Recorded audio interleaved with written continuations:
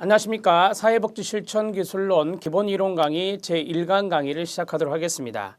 사회복지실천기술론의 1강 강의를 들어가기에 앞서 여러분들에게 간단하게 실천기술론의 오리엔테이션을 잠깐 해보겠습니다.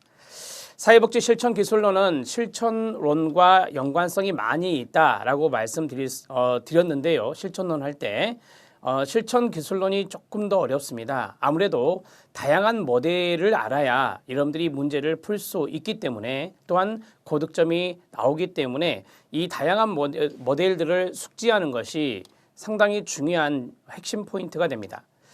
이 개인 대상의 여러 가지 모델이 있고, 그 다음에 집단 사회복지 실천이란 게 있고, 가족 대상 사회복지 실천이 있습니다. 큰 틀은 이렇게 세 가지인데, 이거 외에도 뭐 기록이라든지 우리가 면접의 기록을 실천론에서 잠깐 맛배기로 봤지만 이러한 기록의 부분이 더욱더 구체적으로 나와 있고, 그 다음에 이 전반부, 그러니까 1장과 2장, 실천기술론의 1장과 2장에 해당되는 부분을 보시면 실천론에서 배웠던 부분들이 조금 더 심화된 부분들이 있습니다. 그러한 것들을 조금 보면 우리가 실천론보다는 실천기술론이 좀 더 어렵구나라는 생각을 해볼 수 있습니다. 실제적으로 기출문제를 분석해 보면 더 지문도 길고 문제도 조금 더 어렵습니다. 그래서 실천론이나 기술론은 2교시 영역에서 여러분들이 전략 영역입니다. 지역사회복지론보다는 이 두 영역에서 점수 따기가 좋기 때문에 이 두 영역이 전략 영역인 만큼 여러분들이 집중적으로 잘 학습해 주시면 좋겠습니다. 특히 기술론은 모델 정리를 잘 해주시기 바랍니다. 모델 정리를 잘하면 고득점이 보입니다. 자, 지금부터 제1장의 내용을 들어갑니다. 이번 1강 강의는 1장의 내용입니다. 사회복지 실천기술의 개관 및 기본 자세가 있는데, 이 내용은 실천론과 연관되어 있습니다. 앞에서 우리가 배웠던 실천론에 해당되는 부분들인데요. 제가 굳이 판서를 안 해도 되는 부분은 교재를 통해서 보겠습니다. 왜? 중복되는 부분이니까요. 자, 1장 들어갑니다. 사회복지 실천기술 개관입니다. 사회복지 실천의 목적을 제스트로라는 사람은 이렇게 네 가지를 이야기했습니다. 이 네 가지의 네 번째 별표, 네 번째는 제가 실천론에서 말씀을 드렸어요. 사회복지 실천이라 하면 미시적이다라고 볼 수 있는데, 4번에 보니까 사회 정책의 개발과 개선에 공헌한다라고 했습니다. 정책이란 말에 동그라미 쳐보세요. 이 정책은 우리가 거시적인 영역이다 이렇게 말을 하거든요. 하지만 실천이 이 정책의 발전이라든지 정책의 개선에 더욱더 기여할 수 있는 부분이 있죠. 그래서 이 대목을 빠뜨리면 안 됩니다. 네 번째는 꼭 넣어야 된다는 것 잊지 마시고 4번 앞에 별표 하나만 쳐주십시오. 자, 1번부터 쭉 갈게요. 이거는 이미 실천론에서 배운 겁니다. 클라이언트의 사회복지 실천의 목적에서 클라이언트의 문제 해결 및 처리 능력을 향상시키는 데 원조하고, 클라이언트에게 자원 서비스 및 기회를 제공하는 체계들과 연결하는 데 원조하고, 연결된 체계들의 효과적이며 인도적인 운영을 증진시키는 겁니다. 마지막 네 번째는 사회복지 정책 또는 사회정책의 개발과 개선에 공헌하는 것입니다. 자, 1번 사회복지 실천의 목적에 별표 쳐주세요. 시험에 많이 나오는 것입니다. 자, 2번 사회복지 실천 목적을 달성하기 위한 사회복지사의 역할입니다. 사회복지사의 역할만 가로딱 묶어주세요. 클라이언트의 문제 해결, 문제 처리 능력 향상 등의 자원을 더 효과적으로 이용할 수 있도록 원조하겠죠. 이거는 위에 있던 1번에서 연결되는 이야기입니다. 클라이언트와 자원체계들 간 사이의 상호작용을 촉진시켜주고, 그 다음에 새로운 관계를 수정하고 정립해야 되겠죠. 세 번째, 사회정책의 개발과 개선에 기여하고요. 네 번째, 물질적 자원의 분배에 관여합니다. 자원, 분배, 동그라미, 자원을 배분하는 역할도 사회복지사 역할입니다. 다섯 번째, 사회통제의 따옴표. 사회통제의 매개인 역할을 할 수가 있는데요. 예를 들어서 교정사회사업이나 정신보건사회복지 영역에서 사회통제상 필요하다면 사회복지사들의 통제 매개 역할을 의미하는 것입니다. 교정은 아시죠? 비행 청소년, 범죄자 이런 분들이 이제 통제 대상이 되잖아요. 따라서 사회 통제 매개 역할을 할 수 있는 게 사회복지사, 교정사회복지사가 있잖아요. 그분들을 이야기하고 있는 겁니다. 정신보건도 마찬가지고요. 세 번째, 사회복지 실천 기술의 정의입니다. 기술에 동그라미 치세요. 1번과 2번은 실천의 이야기였어요. 이제 3번은 기술의 이야기입니다. 3번 별표, 사회복지 실천의 지식, 가치, 윤리, 책임으로부터 끊어요. 기술을 전개한다. 제가 실천론에서 바틀렛이 말한 3요소가 가치와 지식과 기술이라 했습니다. 이 기술은 가치와 지식으로부터 비롯된다고 말씀을 드린 바가 있습니다. 1번 지문 체크. 2번, 사회복지사업에 필요한 핵심적 자질과 일치해야 될 것입니다. 세 번째, 전문적 통합성의 특징을 반영하며 통합적 접근법의 가로, 통합적 접근법을 활용한다. 이걸 쉬운 말로 하면 다양한 기술을 활용한다. 이렇게 배우셨습니다. 네 번째, 실천 과정의 상황을 고려할 때 사회복지 실천 목적과 일치해야 될 것입니다. 사회복지 실천의 목적을 달성하기 위해서 기술을 쓰는 것이기 때문에 사회복지 실천 목적과 일치해야 됩니다. 3번 지문은 이해하는 겁니다. 외우려고 하지 마세요. 사회복지 실천 기술의 정의였습니다. 1번 지문을 잘 알아놓으시고 그 다음에 3번 지문도 잘 알아놓으세요. 다양한 기술을 활용한다는 측면이 통합적 접근 방법을 활용한다 이 말입니다. 자, 네 번째, 사회복지사 개입 수준과 사회복지사의 역할입니다. 우리가 이거 마일리가 이야기한 거 미시, 그 다음 중범위, 그 다음 거시, 그 다음 전문가 차원의 개입 배우셨죠? 제가 역할 그림으로 다 그려드렸습니다. 생각나셔야 되고요. 자, 미시 수준은 클라이언트, 개별 클라이언트, 개별의 동그라미, 우리가 미시하면 1대 1을 말하는 거죠. 그래서 조력자, 중개자, 옹호자, 교사, 교육자가 이게 들어갈 수 있습니다. 중범위입니다. 중범위는 대개 이제 소집단과 연관성이 있어요. 소집단의 동그라미, 촉진자나 중재자나 훈련가, 이 훈련가를 우리가 트레이너, 슈퍼바이저 역할이다 이렇게 말씀드린 적이 있죠. 거시적입니다. 거시적의 대표적인 단어가 지역사회가 됩니다. 지역사회의 동그라미, 계획가, 행동가, 현장 개입가. 현장 개입가는 아웃리치 워커라고 그랬어요. 지역사회로 나가서 사례 발굴하는 사회복지사. 네 번째, 전문가 차원의 개입이 있습니다. 사회복지사와 사회복지사는 동료, 사회복지사와 타 전문가의 사회복지사는 촉매자, 연구와 학자, 연구하고 학자, 이 연구하고 또는 조사하고 평가하는 사람, 이런 사람들을 연구자, 학자다 이렇게 말합니다. 전문가 차원의 수준이었습니다. 자, 다섯 번째, 사회복지사의 역할입니다. 조력자 별표, 중개자 별표, 옹호자 별표, 교사 별표, 촉진자. 촉진자는 제가 뒤에 요거 나온다고 그랬죠. 강화 촉진자 이런 식으로 외우라고 했습니다. 촉진자 오른쪽에 강화를 써주시고요. 6번 중재자 별표 쭉 내려오세요. 쭉 내려오면 10번에 현장 개입가가 나옵니다. 별표. 맨 아래 촉매자가 나옵니다. 별표. 자, 이것은 우리가 앞에서 했던 부분인데 다시 한 번 더 좀 빠른 속도로 보죠. 조력자는 동의어가 뭐죠? 조성자입니다. 조력자의 동의어는 조성자입니다. 이네이블러라고 하고요. 클라이언트가 스스로 서비스 자원을 사용할 수 있도록 능력을 향상시키고 이를 활용할 수 있도록 원조하는 사람이 조력자입니다. 중개자입니다. 중개자는 자원을 연결하는 사람이라 배우셨습니다. 중개자는 클라이언트 체계와 자원 체계를 연결, 동그라미, 연계, 동그라미 한다는 개념으로 끊어요. 클라이언트를 적절한 지역사회 서비스 자원에 연결시키는 역할이 되겠습니다. 옹호자입니다. 옹호자는 별표 하나 더 치세요. 시험에 잘 나오니까. 자, 옹호자는 동의어가 대변자라 이렇게 배웠습니다. 옹호자의 동의어는 대변자입니다. 옹호자는 클라이언트가 자원 체계를 얻을 힘이 거의 없을 때의 역할이며 끊어요. 클라이언트가 자원과 서비스를 받을 권리, 동그라미, 이런 권리란 단어가 나오면 옹호자를 의심하라 그랬습니다. 권리를 유지하도록 돕거나 클라이언트에게 부정적 효과를 야기시키는 프로그램이나 정책을 변화시키는 운동을 적극적으로 지지하고 도와주는 역할입니다.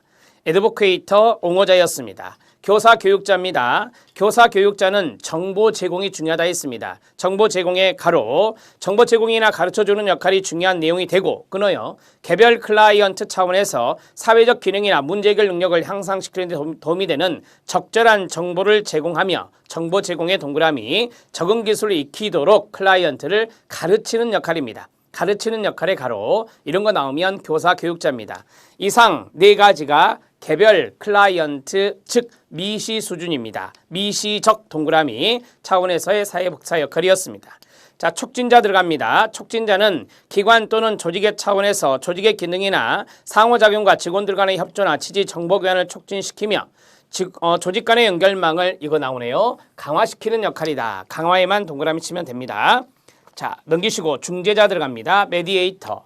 자, 중재자는 중요한 핵심어가 갈등과 중립입니다. 갈등, 중립에 따로따로 동그라미. 기관이나 조직 차원에서 공동의 목표나 문제 해결을 위해 기관 간 또는 기관 내 의사소통의 갈등이나 의견 차이를 조정, 협상과 타협을 위해 사회복지사가 가로 중립적 입장 가로 닫고 중립적 입장에서 갈등을 해결하는 역할이 되겠습니다. 훈련가입니다. 훈련가의 영어를 보니까 트레이너라고 되어 있습니다. 훈련가는 슈퍼바이저 밑줄, 슈퍼바이저의 역할이며 기관이나 조직 차원에서 전문적 개발을 위한 직원 오리엔테이션, 세미나, 워크숍, 슈퍼비전 등의 활동에 참여하여 전문가 교육이나 훈련을 담당하는 역할이 되겠습니다. 이상 세 가지 촉진자, 중재자, 트레이너인 훈련가는 중범위 수준입니다. 중범위의 동그라미요. 계획가 들어갑니다. 우리가 나중에 지역사회복지론에서 사회계획 모델을 배웁니다. 그때 이 사회복지사의 역할이 계획가거든요. 계획가는 정책 프로그램을 계획하고 수립하는 역할로서 계획의 동그라미, 정책적 또는 거시적 차원에서 지역사회나 사회구조에 관심을 갖고 주민 전체의 욕구를 파악하고 지역사회 성원들이 필요로 하는 서비스 개발 및 기존의 서비스를 개선하는 데 필요한 목표나 정책 또는 프로그램을 계획하는 역할이 되겠습니다. 프로그램 계획, 즉 프로포절 이런 것들이 여기에 들어갈 수 있습니다. 정책 계획 이런 것들이 여기에 들어갈 수 있습니다. 행동가 들어갑니다. 행동가는 지역사회 수준의 사회행동 모형의 가로, 나중에 지역사회복지론에서 사회행동 모델을 배우세요. 사회행동 모델에서의 사회복사 역할이 바로 행동가가 있습니다. 이루어지는 적극적이다 동그라미, 급진적이다 동그라미, 적극적이며 급진적인 역할로서 끊어요. 지역사회나 거시적 차원에서 클라이언트 이익과 권리를 침해하는 사회 불평등이나 문제점을 인식하고 사회 정의와 평등에 관심을 갖고 소외된 집단의 힘과 자원 확보를 위한 제도적 변화와 개인의 욕구 충족을 위한 서비스 환경 조성에 있어 행동 중심, 거기에 가로치세요. 여러분 여기 행동가가 있잖아요. 행동가는 시위에 참여하는 겁니다. 시위에 참여하는 것을 우리가 보통 행동 중심의 역할이다 이렇게 말하죠. 행동 중심의 역할. 그래서 우리가 적극적이고 급진적이다라는 말을 쓰는 겁니다. 어떤 시위에 사회복지사가 참여를 했다. 그러면 행동가로서의 역할을 하고 있는 것입니다. 자, 이제 10번 아웃리처 또는 아웃리치 워커라고 해서 현장 개입가가 있습니다. 현장 개입가는 클라이언트를 기다리는 개념이 아니라 사회복지사가 직접 클라이언트를 가로 찾아 나서는 활동 가로 닫고 활동으로 지역사회나 거시적 차원에서 서비스를 필요하는 개인들을 파악하고 클라이언트가 적절한 서비스를 찾을 수 있도록 원조하는 역할이 됩니다. 그게 바로 현장 개입, 아웃리치라고 하는데 영어로 그러한 사회복지사를 우리가 현장 개입가라 합니다. 이상 계획가, 행동가, 현장 개입가는 거시적 수준의 사회복지사 역할입니다. 거시, 동그라미요. 자, 전문가 집단 차원 들어갑니다. 동료가 있습니다. 동료는 사회사업 실무나 전문직의 발전을 위한 전문가로서 윤리를 지키고 전문가 조직의 참여를 통해 동료 간의 지지를 제공하는 역할입니다. 동료 간의 지지 가로 묶어주세요. 제가 그림을 그릴 때 사회복지사와 사회복지사의 관계 이것을 우리가 동료다 이렇게 말을 했고요. 촉매자 들어갑니다. 이 촉매자는 보다 효과적인 서비스 전달 체계의 발전 및 강화를 위한 활동으로서 끊어요. 타 전문직의 협조 가로 딱 묶어서 별표 타 전문직의 협조를 구하며 전문가 조직을 통한 국가적, 국제적 활동을 수행하는 역할이 바로 촉매자다 이렇게 말할 수 있습니다. 자, 사회복지사가 있고 그 다음에 타 전문가가 있다. 사회복지사와 타 전문가가 있을 때 이 사회복지사의 역할은 바로 촉매자가 된다 이 말입니다. 촉매자 시험에 나올 수 있으니 알아놓으시면 좋겠습니다. 연구자 학자 들어가겠습니다. 연구자 학자는 연구 주제에 관한 문헌 조사, 조사의 동그라미, 자신의 실무에 대한 평가, 평가의 동그라미, 프로그램 분석, 분석의 동그라미, 욕구조사 등으로 전문직 이론의 발전 및 사회사업 실무나 프로그램을 향상시키는 역할이 됩니다. 조사, 평가, 분석 이런 것들을 하는 사람이 바로 연구자, 학자다 이렇게 보시면 되겠습니다. 자, 이상 내용이 1절입니다. 1절의 내용은 상당히 실천론하고 많이 겹치는 부분이다 이렇게 말씀드릴 수 있겠습니다. 2절도 마찬가지입니다. 전문적 원조관계와 전문적 가치윤리가 있습니다. 우리는 앞에서 실천론에서 전문적인 관계를 배웠습니다. 그리고 가치와 윤리도 배웠습니다. 그러한 내용들을 여러분들이 여기 안에서 좀 다른 부분도 있습니다. 없는 부분도 있다고요. 그 부분을 중점적으로 판설하겠습니다. 전문적 원조관계가 있는데요. 전문적 원조관계 형성의 중요성입니다. 전문적 원조관계를 통하여 사회복지사와 클라이언트는 상호 합의된 목표를 성취하기 위해 노력하며 사회복지사와 클라이언트는 협력적인 관계를 형성해 나갈 필요가 있습니다. 전문적인 원조관계 형성의 요소, 예술가적 의미를 중심으로 해서 정리해봤습니다. 예술가, 즉 아티스트로서의 사회복지사입니다. 공감의 바탕을 둔 의사소통입니다. 공감의 동그라미요. 공감은 제가 감정이입이라 이렇게 말씀을 드렸었고요. 배우신 적이 있습니다. 사회복지사가 클라이언트와 공유하는 감정과 지각을 클라이언트에게 적절히 정서적으로 반응하는 것, 관여하는 것을 말합니다. 긍정적, 존중의 동그라미, 클라이언트가 현재 갖고 있는 모든 면을 긍정적인 시각으로 보면서 조건 없이 존중하는 태도를 말한다. 우리가 이제 이런 것들을 수용이라고 배우셨습니다. 그래서 수용적 존중이라는 말을 씁니다. 우리는 클라이언트를 수용적 존중해야 됩니다. 이게 바로 예술가적 자질입니다. 세 번째, 온화함입니다. 온화함은 우리가 warmth, 따뜻함, 따스함을 말하는데요. 사회복지사가 클라이언트에게 나타내는 다정하고 편안한 태도를 말합니다. 진솔성, 자기 노출이라고 그랬죠. 좀 더 쉬운 말로 하면 개방성이 됩니다. 사회복지사는 클라이언트에게 개방성이 있어야 된다라고 하는 것입니다. 사회복지사가 클라이언트에게 진실성 있게, 진솔성 있게 대할 때 클라이언트는 사회복지사와 신뢰관계, 다른 말로 라포를 형성하고 이를 바탕으로 전문적이고 효율적인 원조관계가 형성될 수가 있을 겁니다. 자, 그러면 지금 네 가지 정도 나왔어요. 공감이 나왔고, 그 다음에 수용적 존중, 긍정적 존중이 나왔고, 그 다음에 온화함, 따스함이 나왔고, 그 다음 개방성, 자기 노출, 진실성, 진솔성이 나왔어요. 이러한 것들은 다 사회복지사의 예술가적 자질이다. 이렇게 보시면 됩니다. 사회복지사의 진솔성을 실천하기 위한 자기 노출입니다. 자기 노출의 동그라미, 상대방에 대한, 이 상대방이 이제 클라이언트로 생각하면 돼요. 그래서 상대방에 대한 자신의 생각이나 느낌을 중립적으로 표현하며 자신의 상황에 대한 주관적인 진술, 이런 것들을 우리가 셀프 디스클로저, 자기 노출이라고 말합니다. 사회복지사가 클라이언트와의 분명한 경계선을 유지했을 때 유용한 점이 있습니다. 첫 번째, 사회복지사는 자신의 역할, 임무, 책임을 분명하게 규정하여 그 이외의 영역에 관여하지 않습니다. 사회복지사와 클라이언트 간에는 전문적 관계입니다. 따라서 이러한 경계선이 분명하게 있는 게 좋아요.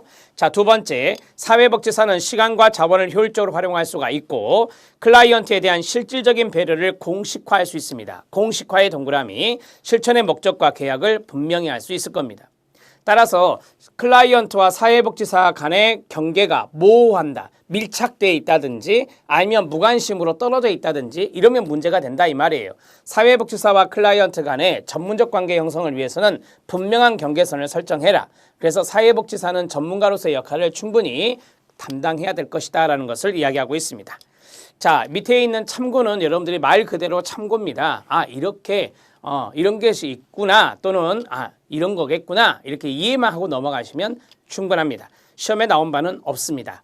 자, 사회복지사의 전문적 가치입니다. 가치의 동그라미, 제가 바람직한 것, 그 다음에 좋아하는 것, 그 다음에 선호하는 것, 이런 것들이 다 가치의 개념이고 옳은 것, 이런 것은 윤리의 개념이다라고 실천론에서 말씀드렸습니다. 바람직한 것 밑줄, 선호하는 것 밑줄, 의미하는 것이 가치이며 이 가치의 동그라미 치고요. 가치는 신념이라고 그랬죠. 가치는 신념과 연관성이 있습니다. 신념이란 말 써주시고요. 지식은, 자, 가치가 끝났고 이제 지식은 알려진 것 또는 알 수 있는 것을 의미합니다. 그리고 윤리는 옳고 그름을 나타낸다라고 했습니다. 가치와 지식과 윤리 세 가지의 개념을 이야기했고요. 사람에 관하여 사람을 다루는 적절한 방법에 대하여 전문직이 갖고 있는 신념이다. 신념의 밑줄, 이 신념이 뭐라고요? 가치다. 사회사업 전문직은 지식이나 개입 방법만으로는 충족될 수가 없으며 전문직으로서 뚜렷한 가치나 신념이 선행되어야 합니다. 그래서 바틀렛은 가치, 지식, 기술 중에 가장 중요한 게 가치라고 말을 했습니다. 사회복지 실천의 본질적 3대 요소 별표. 자, 3대 요소 오른쪽에다가 윤리 X라고 쓰세요. 3대 요소에 윤리는 없습니다. 사회복지 실천의 3대 요소는 사회복지 전문직의 가치, 동그라미 1, 그 다음에 전문적 활동에 필요한 지식, 지식의 동그라미 2, 가치와 지식을 현장에 옮기는 과정에서 필요한 기술, 동그라미 3. 그래서 가치와 지식과 기술이 실천의 3대 요소라고 바틀렛은 이야기하고 있다. 거기에 윤리는 들어가지 않는다는 것 기억하시기 바랍니다. 사회복지사의 의사결정에 있어 가치의 중요성입니다. 사회복지사와 그가 진행하는 프로그램 등은 기관의 목적을 달성하기 위해 만들어진 것입니다.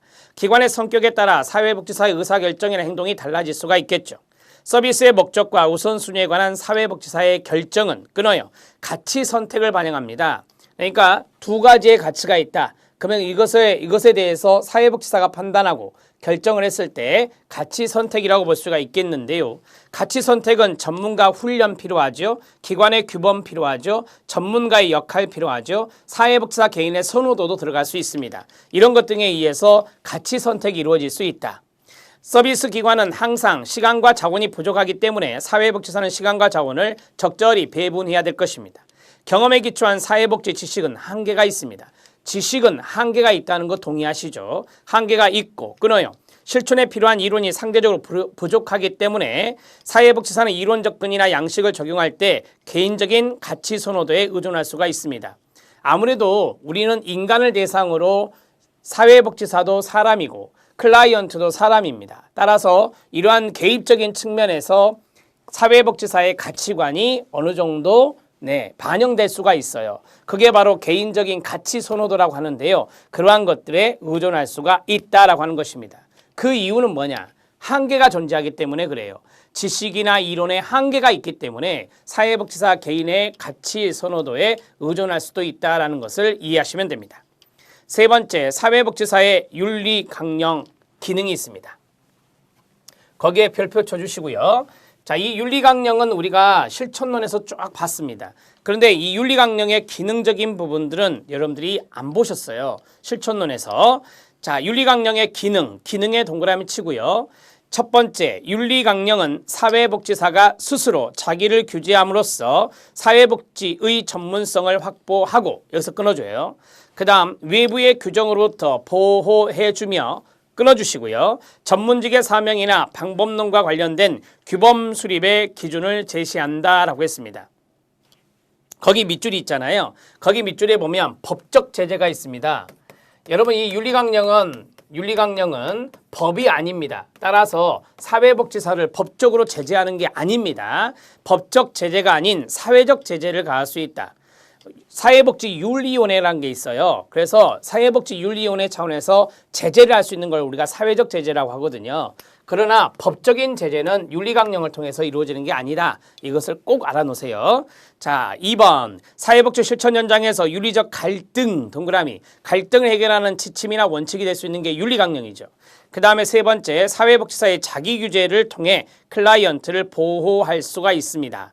여러분, 클라이언트를 보호하기 위해서 윤리강령이 있는 겁니다. 그런데 사회복지사는 윤리강령에 따라 움직이는 거예요. 그래서 자기규제, 윤리강령에 따라서 자기규제를 사회복지사가 함으로써 클라이언트를 보호한다라고 하는 겁니다. 자, 윤리강령의 기능 노트하세요. 사회복지사 윤리강령의 기능입니다. 제가 짤막짤막하게 다 나누어서 말씀을 드리도록 하겠습니다. 첫 번째는 자기규제란 말이 있어요. 자기규제를 해서 전문성을 확보한다라고 했습니다.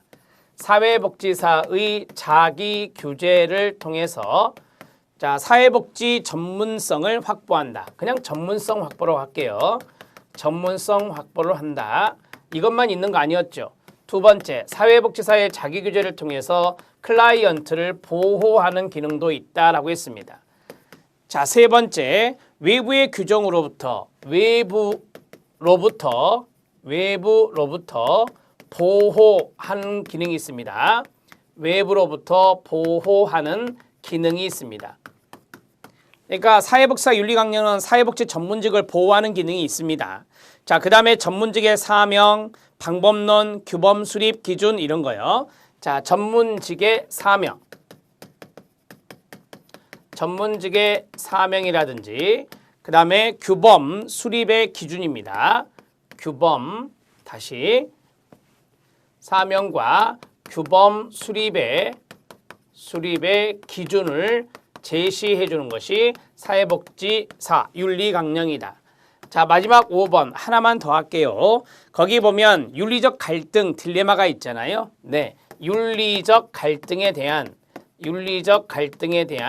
지침이나 원칙을 제공하는 것이 윤리강령이다. 이렇게 5가지 정도 정리하시면 됩니다. 말씀드린 대로 법적 제재라고 하는 것은 없습니다. 법적 제재라고 하는 것은 없다. 윤리강령을 위반한 사회복지사에 대해서 법적 제재를 가하는 것이 윤리강령이 아니라 그 말입니다. 그래서 법적 제재는 해당 사항이 없다. 이런 식으로 정리하시면 되겠습니다. 자, 네 번째 사회복지 윤리적 갈등, 윤리적 딜레마를 보겠습니다. 2가지 이상의 도덕적 가치 또는 의무가 대안 선택의 과정에서 동등하게 유용하다고 여겨짐에 따라 원칙들이 서로 충돌하는 상황에서 발생할 수 있습니다. 어떤 실천 행동을 선택하는 것이 윤리적으로 옳은 것을 판단하기 힘든 상태입니다. 힘든의 동그라미요. 그걸 우리가 딜레마라고 말씀드렸습니다. 윤리적 갈등이 발생할 수 있는 3가지 범주가 있습니다. 직접적인 개입 활동과 관련된 것이 있고, 그 다음에 사회복지 정책 프로그램 차원의 갈등이 있고, 그 다음에 사회복지 조직체, 동료 사회복지와 관련된 윤리적 갈등이 있습니다. 자, 직접적인 개입 활동을 보면 개인, 가족, 집단을 대상으로 직접적 개입을 실천할 경우 끊어요. 비밀보장, 자기결정권, 온종주의, 진실의 의무, 진실을 알릴 의무가 되겠죠. 여러 가지 윤리적 갈등의 충돌이 가치 선택에 있어서 갈등을 발생시킬 수 있습니다. 이거는 우리가 앞에서 봤던 거고요. 그 다음에 정책과 프로그램 차원의 갈등을 보면 간접적인 사회복지 실천 활동에 있어서 분배 문제가 있습니다. 우리가 자원을 배분하고 분배하는 것, 자원을 연결하는 것을 말하는데 분배 문제를 다루는 것이 대표적인 예가 될 수 있습니다. 자, 그 다음에 조직체 동료 사회복지사가 있는데요. 사회복지 조직의 일원이자 근로자로서 사회복지사가 겪을 수 있는 갈등이 되겠습니다. 사회복지 조직체는 사회복지 기관을 말합니다. 기관과 사회복지사의 갈등, 동료와 사회복지사의 갈등, 이러한 것들이 바로 이제 윤리적 딜레마 상황이 나타날 수 있다라고 하는 것입니다. 사례 적용을 보겠습니다. 윤리적 딜레마 상황의 사례입니다. 16세 여학생이 임신 5개월인 상태에서 상담소를 찾아왔습니다. 여학생은 중절 수술을 계획하고 있으며 이 사실을 부모님께 비밀로 하길 원하고 있습니다. 클라이언트의 자기결정은 아이를 없애고 싶어요고 비밀 보장은 부모님께 비밀로 해주세요 라고 했습니다.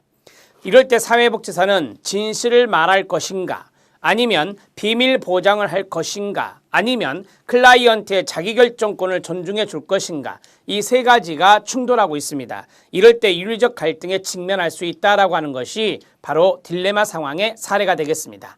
자, 그 다음에 밑에 사회복지 전문직 정체성 논란의 변화입니다. 플렉스너라는 학자는 1915년에 사회복지 전문직은 전문성이 부족하다, 전문성이 한계가 많다라고 비판을 했습니다. 첫 번째, 사회복지사는 전문가의 특성이 결여되어 있다. 사회과학적 기초가 결여되어 있다.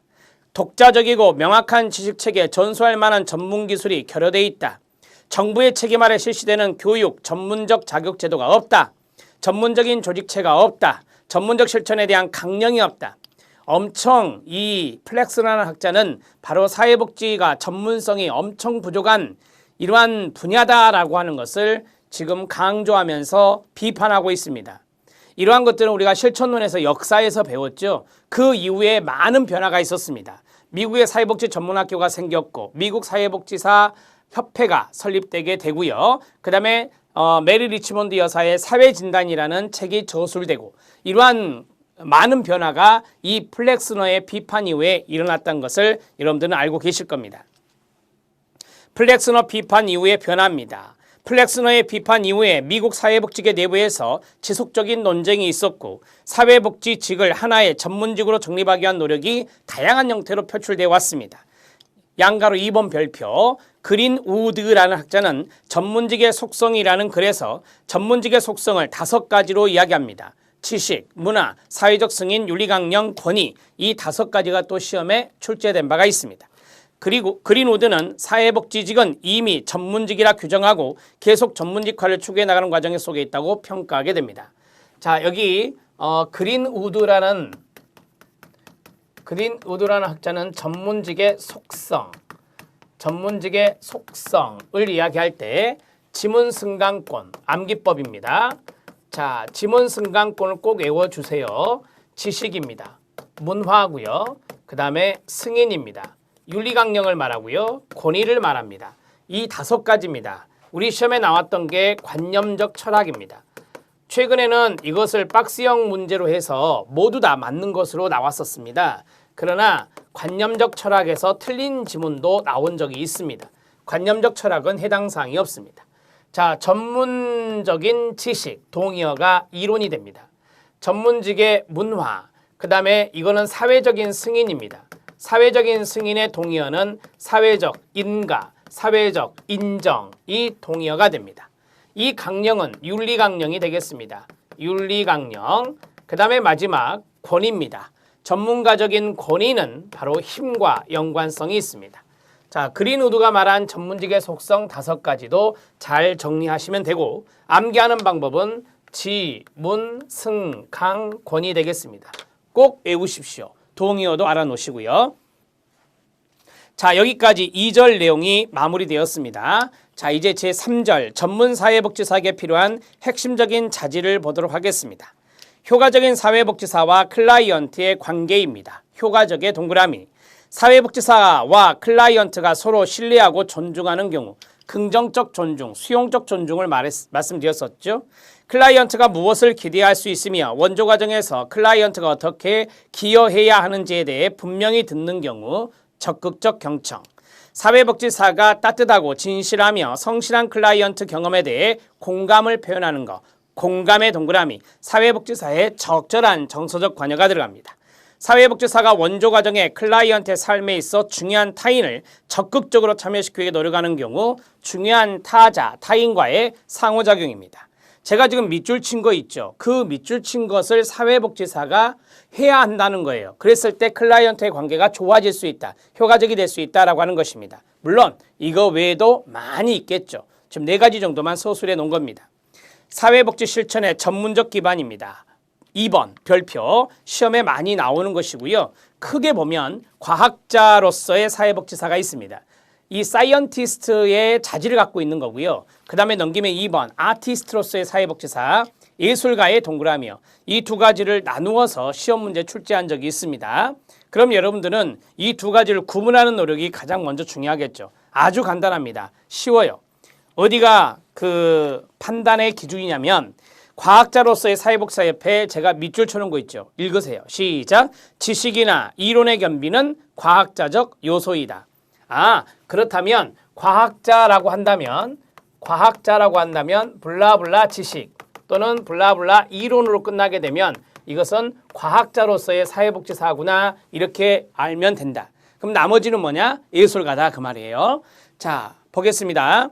판서는 좀 이따 하고요.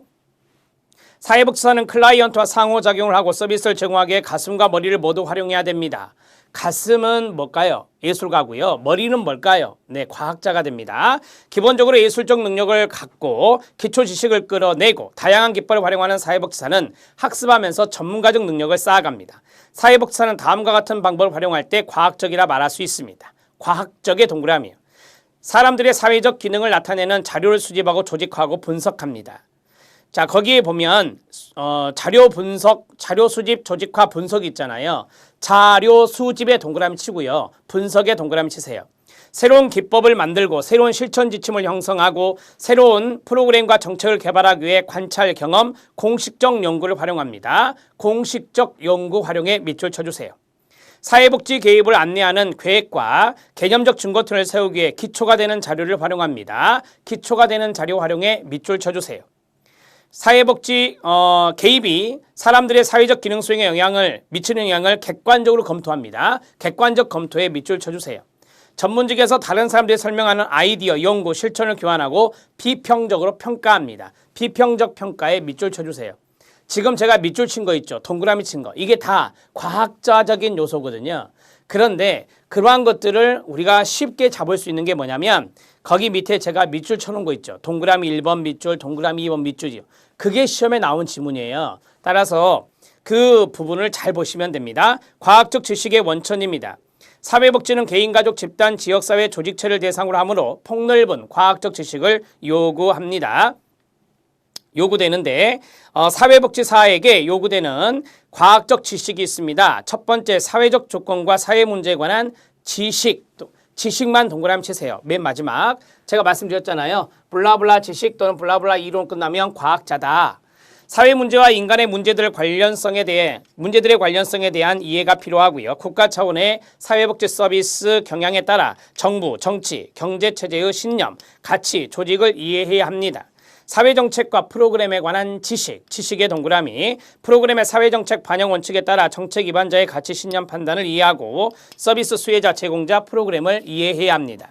3번 사회현상에 관한 지식, 지식의 동그라미요. 다양한 체계와 상황의 상호 관련성에 대한 이해와 이러한 상황에 처한 인간에 대한 이해가 필요합니다. 사회복지 전문직에 관한 지식, 지식의 동그라미요. 전문직으로서 사회에서 수행되는 기능과 책임, 혜택을 이해합니다. 사회복지 실천에 관한 지식, 지식의 동그라미요. 사회복지 실천은 지식을 활용하고 이론을 적용함을 이해합니다. 자, 제가 지금 다 읽어드렸는데 여기에서 중요한 것은 딱 하나밖에 없습니다. 밑줄 친 것의 마지막 단어를 꼭 보세요. 지식 또는 이론으로 끝나게 되면 지식의 동의어가 이론입니다. 그러면 과학자적 요소구나 이렇게 보시면 되는 겁니다. 자, 예술가로서의 사회복지사가 있습니다. 열정과 용기 밑줄, 전문적 관계 밑줄, 그리고 관계의 동그라미, 창의성과 융통성 밑줄, 희망과 에너지 밑줄, 판단 밑줄, 개인적 가치, 개인적 가치의 동의어가 뭐겠어요? 신념이겠죠, 신념. 신념이란 단어 써놓으시고요. 자, 이것도 밑줄, 그 다음에 전문가 스타일이 있습니다. 스타일의 동그라미, 그리고 전문가 스타일의 밑줄. 이게 뭐죠? 네, 뭐 옷을 입는 것이나 말하는 것이나 이런 것들이 이제 스타일입니다. 전문가적인 스타일을 보이는 것은 바로 예술가적 사회복지사의 의미다. 이렇게 보시면 되겠습니다. 밑에 사례 적용이 나와 있어요. 자, 이제 예술가로서의 사회복지사, 거기에 대해서 간단하게 한번 판서할게요. 자, 사회복지사가 예술가적 의미가 있다. 사회복지사가 예술가적 의미가 있다. 자, 과학자적 의미가 있다라고 했죠. 아까 과학자적 의미가 있는데 과학자적 의미는 바로 지식이나 이론의 겸비다. 지식이나 이론을 겸비하면 과학자적 의미가 된다. 자, 이 예술가적 의미는 가슴을 뜻하고 과학자적 의미는 머리를 뜻한다. 따라서 사회복지사는 이 두 가지가 골고루 발달되어 있어야 된다라고 하는 겁니다. 그렇게 해야 전문적인 능력을 갖출 수 있다라고 하는 겁니다. 사회복지사의 전문적인 능력은 예술가적인 능력과 과학자적 능력이 동시에 있어야 됩니다. 자, 어떤 것이 중요하다 하면 안 돼요. 균형 잡힐 것. 무슨 말이죠? 네, 이것과 이것이 모두 중요하다라고 하는 것을 의미하는 것입니다. 자, 예술가적 의미의 사회복지사는 거기 첫 번째 열정이란 단어가 있었습니다. 열정과 용기를 품고 있는 사회복지사. 그 다음에 전문적인 관계를 잘 형성하는 사회복지사. 그 다음에 희망과 에너제틱한 사회복지사도 마찬가지 예술가적인 의미입니다. 그 다음 가치와 신념을 갖고 있는 사회복지의 가치와 신념이 되겠죠. 당연히 이것도 예술가적 의미가 된다. 전문가 스타일도 예술가적 의미가 될 것이다. 자, 그리고 판단력도 중요합니다. 판단력도 예술가적 의미의 바로 사회복지사가 되겠습니다. 창의성과 융통성도 필요하다고 합니다. 창의성과 융통성도 바로 예술가적 의미의 사회복지사라 이렇게 보시면 되겠습니다. 자, 교재를 한번 쭉 보시죠.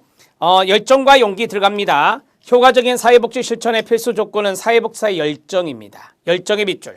열정이란 다른 사람과 함께 괴로워하는 것을 의미하는 동시에 비탄이나 괴로움을 겪는 사람들의 고통에 하나가 되거나 몰입하려는 의지를 말합니다. 또한 사회복지사는 개인적인 용기를 필요로 합니다. 용기의 동그라미. 이러한 용기는 단순히 대담한 감각을 말하는 것이 아니라 일상적으로 발생하는 인간의 고통, 혼란, 흔히 인간의 부정적이고 파괴적인 행동에 대해서도 직면할 수 있다는 것을 말합니다. 전문적 관계입니다. 사람들은 어려운 인간의 경험, 즉 변화의 위험을 감수하려는 의지가 생기기 전에 신뢰감을 형성해야 합니다. 신뢰감 형성의 밑줄. 그래서 협상의 가장 기본적인 도구는 전문적 관계를 활용하여 전문적 관계의 가로 사람들이 변화의 가능성에 대해 개방적이 되도록 하고 적극적으로 변화 과정에 참여하도록 돕는 것입니다.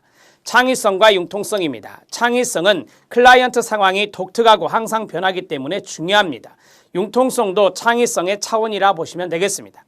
다른 사람이 변화하도록 돕기 위해서는 영향을 받는 모든 사람의 관점에서 그 상황을 이해하는 능력이 필요하고 계획을 세우고 결정을 내리기 전에 지속적으로 수정의 동그라미, 이게 뭐죠? 네, 융통성이에요. 수정하며 적용하는 것이 필요합니다.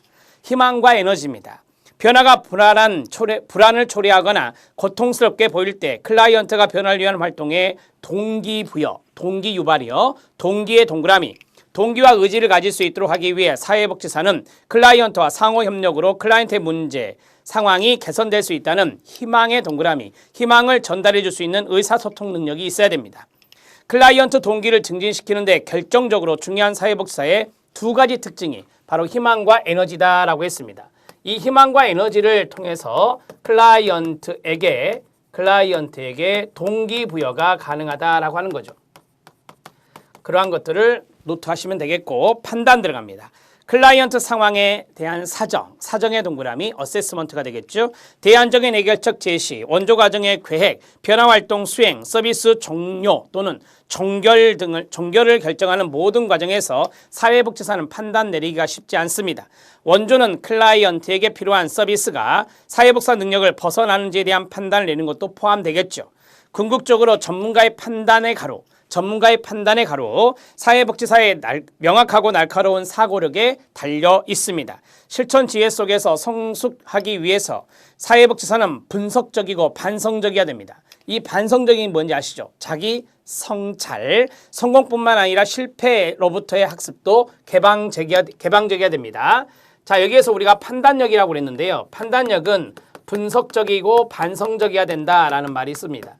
자, 분석적이고 반성적인데 반성적은 자기 성찰을 의미하는 것이다. 이렇게 보시면 돼요.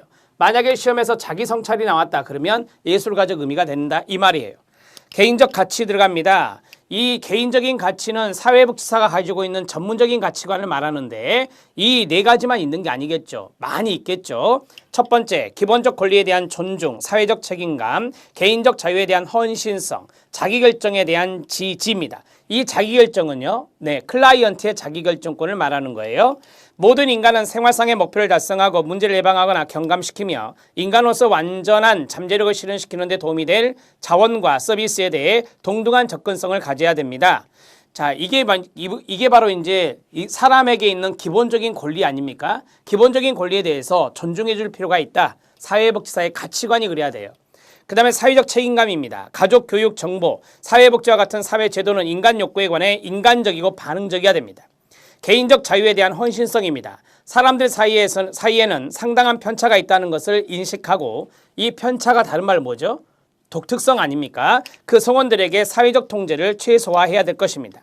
자기결정에 대한 지지입니다. 사람들은 자기 자신이 선택할 권리를 가져야 하며 자신의 삶을 선택할 자유를 갖지 못한 사람들은 가능한 언제든지 선택할 수 있도록 능력을 고취해 줘야 될 겁니다. 전문가 스타일입니다. 스타일은 사회복지사가 클라이언트와 관계를 맺는 방법, 즉 사회복지사의 에너지, 창의성, 지혜, 판단뿐만 아니라 특정한 사회적 이슈에 대한 그들의 열정과 헌신성에서 표현됩니다. 의복부터 가로 의복이나 헤어스타일이나 자세나 언어 이런 것들이 다 전문가 스타일에 들어갑니다. 그리고 그들이 누구이고 자신과 타인에 대해 어떤 생각하고 있는지에 대한 메시지를 전달하는 여러 가지 선택과 행동을 통해 표현되게 되는 겁니다. 자, 사례 적용을 보면 정장 차림이 나옵니다. 정장의 동그라미요. 정장 차림의 사회복지사는 길거리의 사람들과 신뢰관계 형성하는 데는 어려움이 있겠죠. 하지만 불황인을 위해 필요한 서비스를 만드는 시의회 동그라미요. 시의회 가서 의원들을 설득할 때는 정장 차림으로 가는 게 이 전문가 스타일이라 이 말이에요. 캐주얼의 동그라미요. 캐주얼 차림의 사회복사는 아동, 가족과 활동할 때는 효과적이 되겠죠. 하지만 법정에 설 때는 정장 차림을 해야 하겠습니다. 이런 것들이 바로 전문가 스타일이고 이런 것들이 바로 예술가적 자질에 포함될 수 있다. 웹허스의 실천 지식 기반이 있는데요. 이거는 참고만 하셔도 됩니다. 인간 행동에 관한 지식, 조사 연구에 관한 지식, 사회복지 실천 방법에 관한 지식, 사회복지 정책과 서비스에 관한 지식입니다. 이 지식이 나왔네요. 그러면 이것만 쓰세요. 과학자적인 의미가 있다라고 하는 것을 말씀드릴 수 있습니다. 넘어가죠. 자, 그린우드가 말한 전문직의 속성 5가지, 암기법, 지문 승강권 말씀드렸습니다. 자, 밑줄 친 부분만 보시죠. 자, 체계화된 지식 기반과 기술의 정립, 지식의 동그라미, 전문적 권위의 발전과 수용, 권위의 동그라미, 전문직으로서의 사회적 승인, 승인의 동그라미, 고유한 윤리 강령, 강령의 동그라미, 공유된 전문적 가치와 규범, 가로 안에 제가 뭐라고 했죠? 문화라고 써놨잖아요. 문화가 대표 단어거든요. 그래서 문화에 동그라미 치면 됩니다. 그래서 지문 승강권 이런 식으로 정리를 해 주시기 바랍니다. 자, 앞에서 암기법 말씀드렸으니까 충분히 문제를 풀 수 있을 겁니다. 자, 정리가 됐고 이제 1장 내용을 끝냈습니다. 1강 내용이었는데요. 1강은 여러분들이 실천론에서 좀 배웠던 부분들이 많이 포함되어 있습니다. 그리고 한 절반 정도는 새로운 부분이죠. 자, 2장도 마찬가지예요. 2강에서 보면 이제 기초기술이 나와요. 여기에서 면접에 대한 기술이 제가 그랬죠. 실천론보다는 기술론이 면접 기술이 많습니다. 그래서 기술론에 제가 많이 넣고 그때 판서를 해드리도록 하겠습니다. 라고 말씀을 드린 바가 있습니다. 2강 강의도 중요하기 때문에 2강 강의는 사례와 개념이 다 나와요. 그래서 2강 강의도 잘 들어주시기 바랍니다. 열심히 공부하시기 바랍니다. 수고하셨습니다.